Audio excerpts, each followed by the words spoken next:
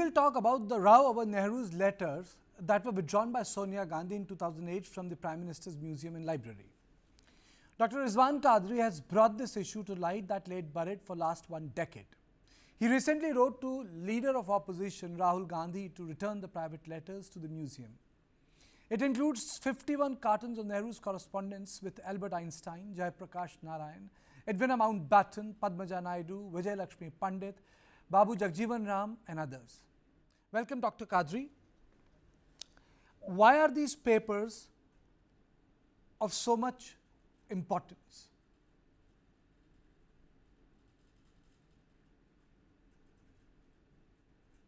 ये पेपर की सिग्निफिकेंस बहुत ही महत्वपूर्ण है क्योंकि पंडित जवाहरलाल नेहरू भारत के प्रथम प्रधानमंत्री थे और उन्हीं की स्मृति के अंदर ये Nehru memorial museum and library कायम किया गया था। मगर साथ साथ इसके एम ऑब्जेक्ट में ये भी रखा गया था कि फ्रीडम मूवमेंट में जिन जिन सेनानियों ने अपना योगदान दिया है देश को आजाद करने में, उन सबका जो कुछ भी कॉरेस्पॉन्डेंस है उनका सारा कलेक्शंस है और उसके साथ साथ ओरल हिस्ट्री का भी प्रोजेक्ट बड़े पैमाने पे इधर लिया गया। उनके सब मेमोइर्स भी रिकॉर्ड करके यहाँ पर संग्रहित करने में आए।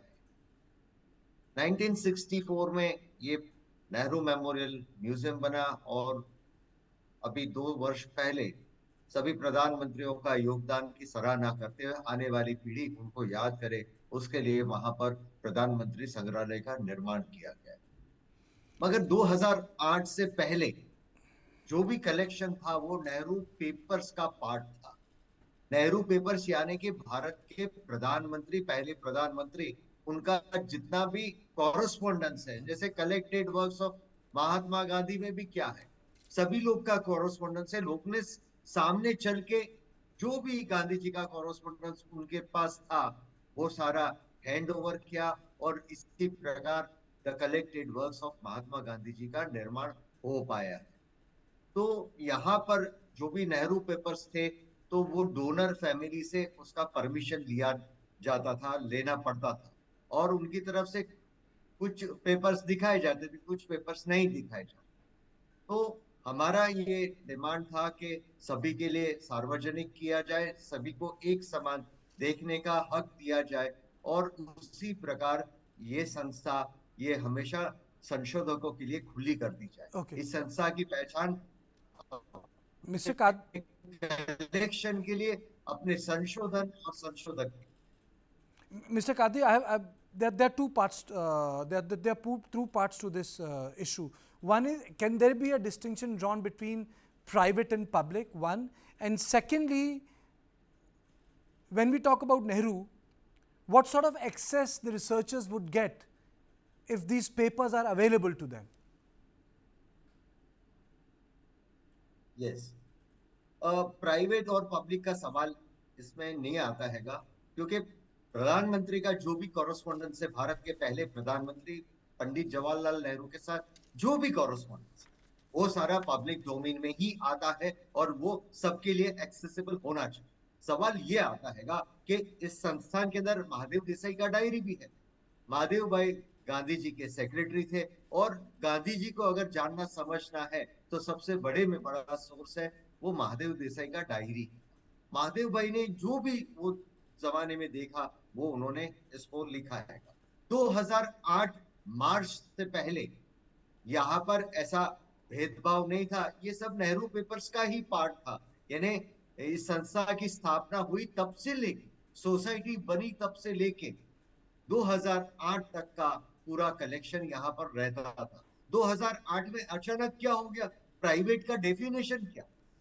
पर्सनल कॉरेस्पॉन्डेंस तो प्रधानमंत्री का कोई हो नहीं सकता और पंडित जी के साथ जिनका भी कॉरेस्पॉन्डेंस है उसके माध्यम से देश का इतिहास जानने को, समझने को मिलता हैगा। आप देखें कि यहाँ पर जेपी का जो पेपर्स हैगा तो अकेले पंडित जी ने लिखे होंगे नहीं, मगर जयप्रकाश नारायण जी ने उनको जो भी लिखा होगा वो होगा। अल्बर्ट आइंस्टाइन का कलेक्शन आप देखें, दुनिया के महान वैज्ञानिक अल्बर्ट आइंस्टाइन के किस तरह से पंडित जी संपर्क में थे, उनकी तरफ से क्या प्रत्युत्तर आता था, इधर से उनको क्या उत्तर दिया जाता था, ये सभी महत्वपूर्ण है।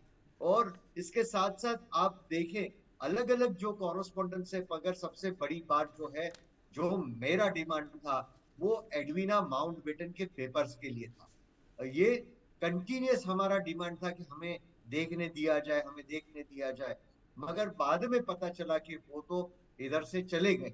हमारे सीनियर, हमारे बुजुर्ग राम बहादुर राय जी ने पास्ट में इस दिशा में काम भी किया और एक पुलिस कंप्लेन भी उन्होंने किया था। इस वजह से ये कलेक्शन तो यहाँ बरसों से था, तो ये संस्था की मिल्कियत था। Mr. Kadri, why are Edwina's papers so important? Edwina Mountbatten.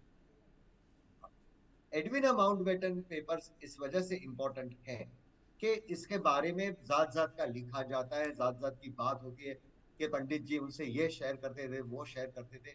मगर जब आप देखेंगे, आप पढ़ेंगे, तो शायद आपको उसमें कोई भी चीज देखने को नहीं मिलेगी। अगर है तो उसके ऊपर भी चर्चा होनी चाहिए।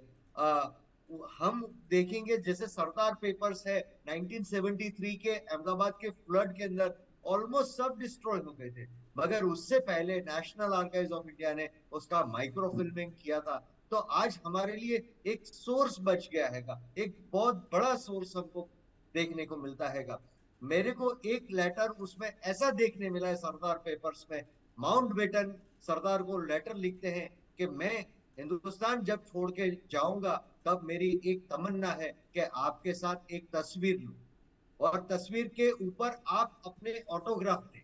मैं जब इंग्लैंड से यहाँ पर आया था, तब मेरे दोस्तों ने कहा कि आपको हिंदुस्तान में सबसे ज्यादा कठिनाई आएगी वो सरदार वल्लभ भाई पटेल के साथ काम करने में आएगी। मगर माउंटबेटन लिखते हैं, मुझे सबसे ज्यादा किसी से काम करना आसान लगा हो, किसी का मैंने दिल जीता हो, किसी की मैंने मोहब्बत हासिल की हो, किसी का मैंने प्रेम हासिल किया हो, तो वो मेरे माय डियर सरदार जी। तो ये चीज, ये दो व्यक्ति के बीच का पत्र व्यवहार है। तो इसी तरह से नेहरू और दूसरों का जो कॉरेस्पॉन्डेंस हैगा, ये 51 कार्टन है। ये छोटे मोटे बॉक्स नहीं है। एक बॉक्स की क्या साइज है मुझे पता नहीं है, मगर बहुत बड़ा कलेक्शन है। और ये कलेक्शन, ये राष्ट्र की संपत्ति है, राष्ट्र की धरोहर है। इसको हर संशोधक के लिए सरलता से उपलब्ध करना चाहिए। Can museum take legal action? Can you take a legal course? Would you like, would the institution like to go to the court in case the Gandhis yes don't? Definitely. इस हमारे एजीएम के अंदर हमारे एक माननीय सदस्य ने भी क्वेश्चन रेज किया था कि लास्ट मीटिंग में हमने तय किया था लीगल ओपिनियन लेने का, मगर उस दिशा में कोई कार्यवाही हुई नहीं। तब एजीएम के मिनट्स में भी है कि हम लीगल एक्शन की कार्यवाही कर रहे हैं। मगर मैंने जो नेहरू पेपर्स का फॉरेंसिक ऑडिटिंग का बात किया था, क्योंकि काफी सारे पन्ने उसमें डिस्ट्रॉय कर दिए गए थे, पेपर श्रेडिंग मशीन से फाड़ दिए गए थे। तो उसके लिए इंटरनल इंक्वायरी कमेटी भी बनाई गई थी, उसका भी गठन हुआ था।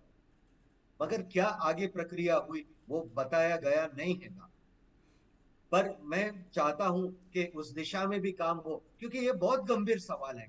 पेपर श्रेडिंग मशीन से सिलेक्टेड जो कोई भी उनके ऑब्जेक्शनेबल आते हैं, उनके खिलाफ जाते हैं, उन पन्नों को नाश करना ये सर्वनाश करने के बराबर है। किसी देश की संस्कृति का विनाश करो तो उसकी धरोहर को Who, मत who पकड़ was लो। the who ये was the पेपरों director का then, sir? Who was the director then? वो टाइम पे कौन डायरेक्टर था वो भी एक संशोधन का विषय है, क्योंकि सभी लोग को पता है। अगर हमारे जैसे विजिटर ने ये चीज देखी है, तो वो बंदा तो उधर वहां पर कई दिनों से बैठ के काम करता था। ये सारी चीजा भी आज हाई लेवल उसका इंक्वायरी होना चाहिए। और जैसे एआईसीसी पेपर्स है, एआईसीसी पेपर्स 1946 का अप्रैल का आप देखें तो उसमें मिसिंग लिखता है। कोई ढंग से चीज दिखती नहीं है कि, यानी क्लियरली आपको दिखता हैगा कि इसके अंदर मालाफाइड इंटेंशन है। जब फर्स्ट प्राइम मिनिस्टर का सवाल आया 24 अप्रैल 1946 का, तो वो पेपर्स में भी आप देखेंगे तो काफी सारी चीजें आप लिंक कर नहीं पाते, कनेक्ट कर नहीं पाते, कुछ कुछ चीजें मिसिंग देखने को मिलती है। तो ये सारी चीजें, इसकी हाई लेवल इंक्वायरी होना चाहिए, ये हमारा डिमांड रहा था। और ये सारी चीजें एजीएम में भी बड़े पैमाने पे डिस्कस हुई थी और इस दिशा में So कार्यवाही when is the next होगी ऐसा मैं AGM? मानता हूँ। When is the next AGM? अब तो हमारा टर्म खत्म हो गया हैगा। अभी जनवरी की 13 तारीख तक एक्सटेंशन दिया गया पूरी सोसाइटी को। आने वाली एजीएम कब होगी वो आपको वहां से ही पता करना होगा। So thank you so much for joining us.